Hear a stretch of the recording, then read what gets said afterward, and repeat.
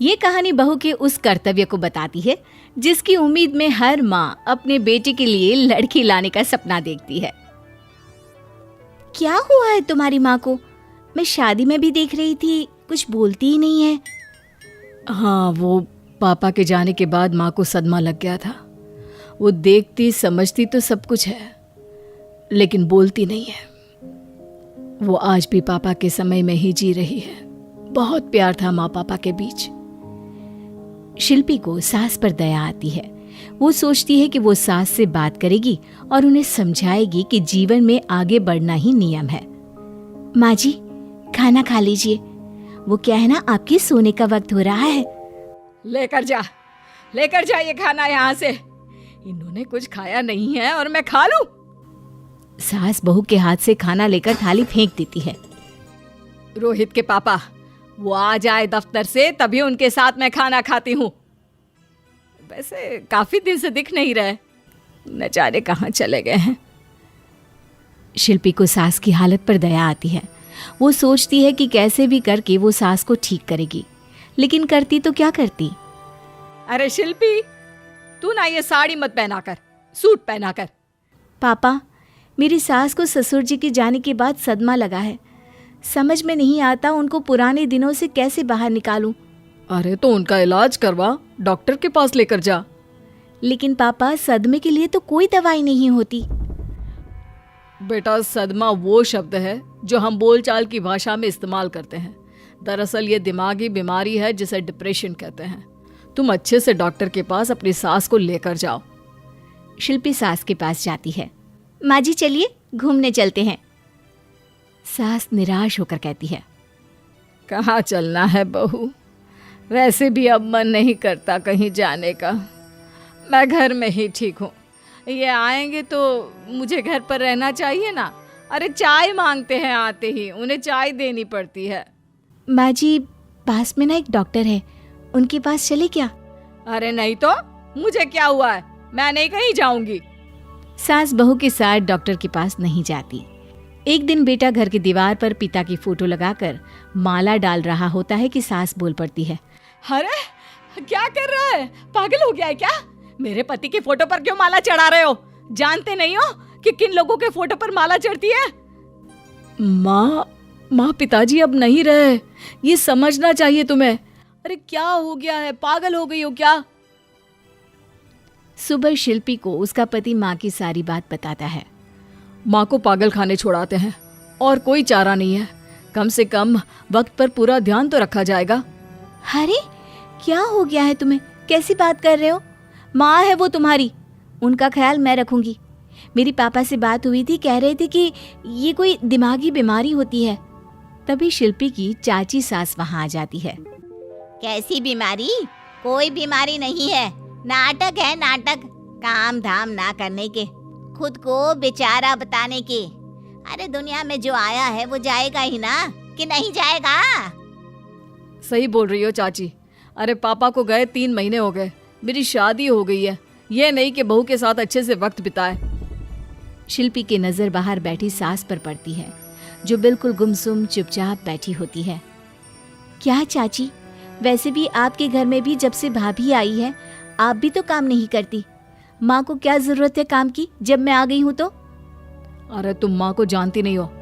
ये पापा थे तब भी पापा के पीछे लगी रहती थी।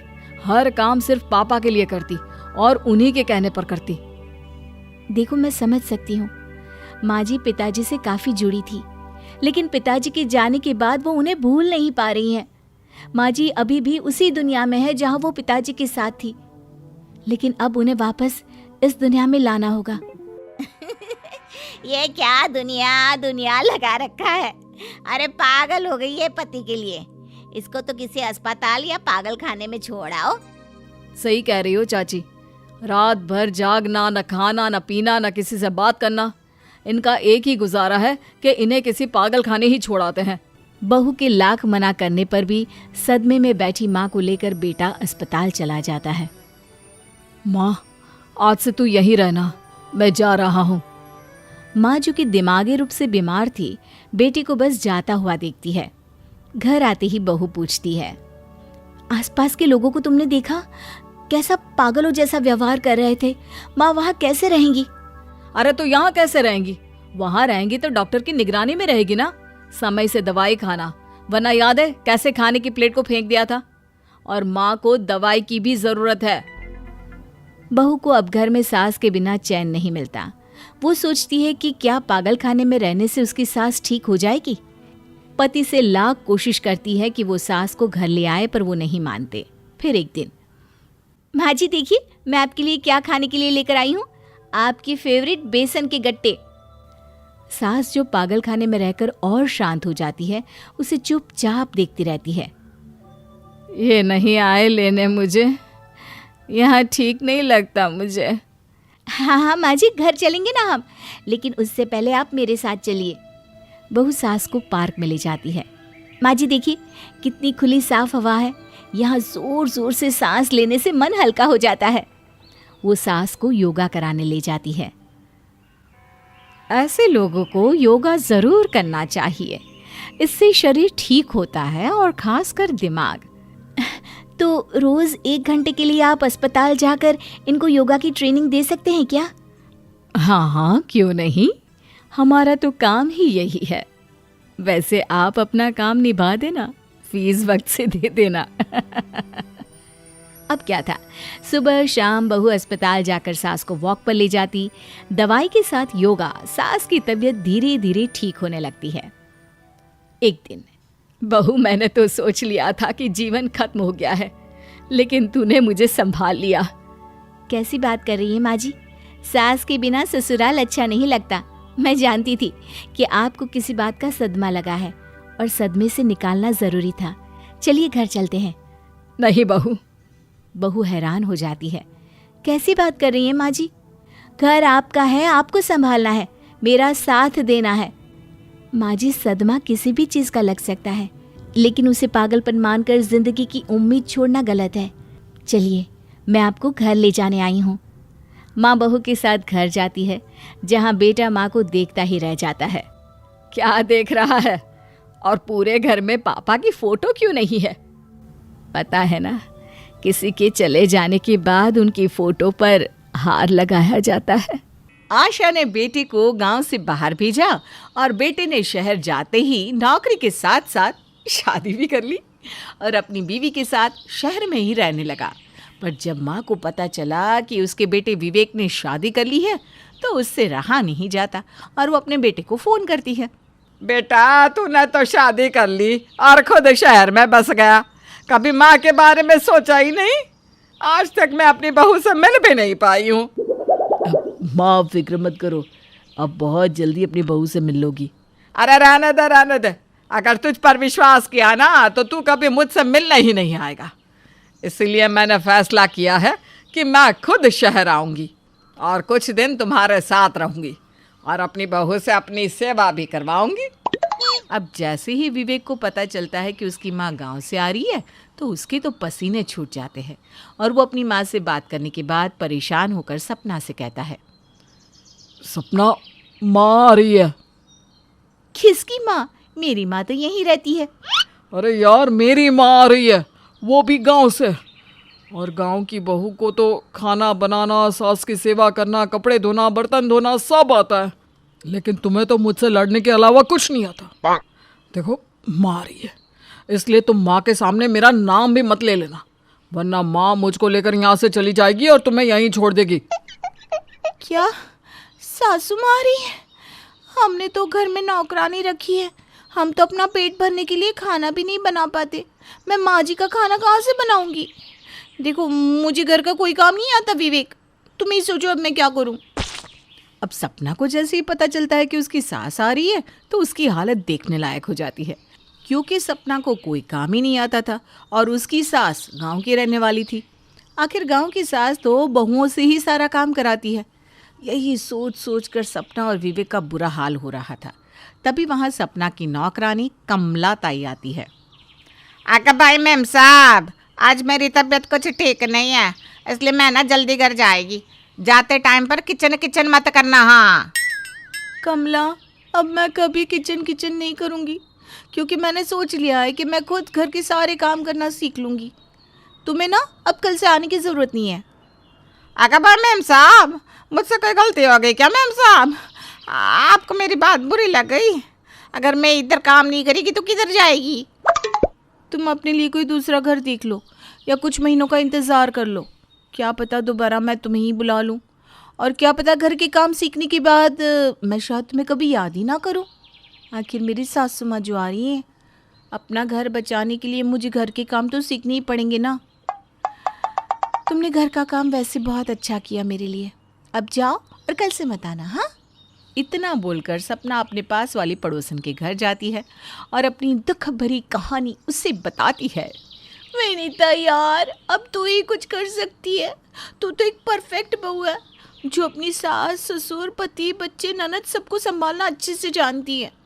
मैं तो यहाँ अपने पति को ही नहीं संभाल पाती, सास को कैसे संभालूंगी? और मेरी सास ना गांव से है, अगर मुझसे एक भी गलती हुई तो कोई विवेक को लेकर अपने साथ ना चले जाए। मैं कितना ही क्यों ना लड़ लूं, पर मुझे विवेक के साथ ही रहना है।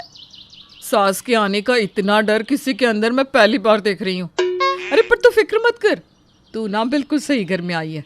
मैं तुझे घर का एक एक काम करना सिखा दूंगी। छोटी से छोटी, बड़ी से बड़ी हर चीज़ मैं तुझे चुटकियों में सिखा दूंगी।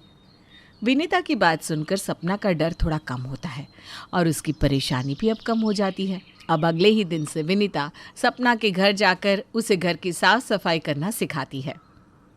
माफ़ करना सपना, लेट हो गई, पर क्या करूँ, मेरे घर में भी तो काम रहता है ना। पर तेरे घर को देखकर तो लग ही नहीं रहा कि तूने किसी भी काम को हाथ लगाया है। अगर मैं घर के काम खुद करना जानती तो तुझे थोड़ी ना बुलाती। अब जल्दी से बता कैसे क्या करना है। विनीता सपना को सबसे पहले झाड़ू लगाना और घर की सफाई करना सिखाती है। कुछ देर बाद पोछा लगाना, और इस तरह से अब कभी विनीता सपना के घर जाकर उसे काम सिखाती तो कभी सपना खुद विनीता के घर जाकर काम सीखती। अरे वाह सपना, तुम तो बहुत कम दिनों में सारा काम सीख गई हो। अब जब तुम्हारी सास आएगी ना तो तुमसे बड़ी खुश हो जाएगी। यही तो चाहिए। अगले हफ्ते ही मेरी सास आ रही है। वैसे सब कुछ अच्छे से हो जाए और मेरी सास को ना शिकायत का कोई मौका ना मिले। सपना बहुत खुश थी ये सोचकर कि उसे घर का सारा काम करना आ चुका था। और अगले हफ्ते जैसे ही आशा अपने बहू के घर आती है तो सपना अपनी सास को खुश करने के लिए घर के कामों में लग जाती है और अकेली ही सुबह से शाम तक घर के काम करती और अपनी सास की सेवा भी। माँ जी, आज मैंने आपकी पसंद का खाना बनाया है। विवेक जी ने मुझे बताया था आपको खाने में क्या पसंद है। और ये खाना खाने के बाद मैं आपको आपकी दवाई दे दूंगी, उसे आप ना दूध के साथ ले लेना। हाँ बहू, मैं खा लूँगी दवाई और खाना भी, पर पहले विवेक को भी तो आने दे, फिर सब साथ में खाएंगे। ठीक है, जैसा आप कहें। वैसे विवेक जी ना थोड़ा लेट आएंगे। अरे कोई बात नहीं बहू, मैं अपने बेटे विवेक का इंतज़ार करने के लिए तैयार हूँ। अब आशा विवेक के आने का इंतज़ार करती है और विवेक के आने के बाद पूरा परिवार एक साथ बैठकर खाना खाता है। खाना खाने के बाद विवेक अपने कमरे में आराम करने के लिए चला जाता है, पर सपना सोने से पहले सारे बर्तन और रसोई की सफाई करने लगती है। ये देखकर आशा को बहुत गुस्सा आता है, पर वो कुछ नहीं कहती। और अगली सुबह भी जब आशा अपनी बहू को घर के काम करते हुए देखती है तो वो अपने बेटे पर गुस्सा करने लगती है। नालायक कहीं का, बहू क्या इस घर की नौकरानी है जो तू हर समय बहू से ही काम करवाता है? रात को भी मैंने देखा खाना खाकर आराम से तू सोने के लिए चला गया और मेरी बहू 12 बजे रात देर तक घर के काम करती रही। बेशर्म कहीं का, तो घर में नौकरानी नहीं रख सकता था या बहू के घर के कामों में मदद नहीं करवा सकता था? मेरी बहू कुछ नहीं करेगी। शहर की लड़की है पर फिर भी गांव की बहू की तरह हर समय चूल्हे चौके में लगी रहती है।